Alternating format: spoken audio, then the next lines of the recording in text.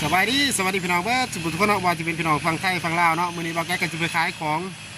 ขามไปขายของดอนที่เนาะเพื่อนเนาะถนนเข้าไปก็จะเป็นถนนแบบนี้พี่น้อง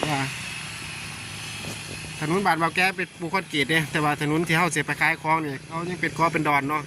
อาจจะเป็นถนนแบบนี้ไปพี่น้องถนนดินแดงเนาะฝนตกก็ไปยากแต่ฝนบ่ตกคือสิเนี่ยก็ดินแห้งแน่นหมดเลยดินก็แห้งแน่เนาะก็ไปได้เนาะออกจากบ้านเบาแก้มาเนาะนี่คุณรู้บ่าวแก้เป็นลาดคอนกรีตป่ะเนาะออมดอนนี่เป็นคอนกรีตบัดเนาะออมดอนนี่เป็นคอนกรีตนี่ทางไปตลาดเนาะนี่ทางไปตลาดเมืองแสนเนาะเบาแก้ก็มาแต่ตลาดเนาะมาแต่บ้านเบาแก้อยู่กับอยู่กับเมืองแสนอยู่กับตลาดเนาะเบาแก้ก็จะเอาของอยู่ตลาดเมืองแสนน่ะไปขายของอยู่ดอนเนาะดอนที่ดอน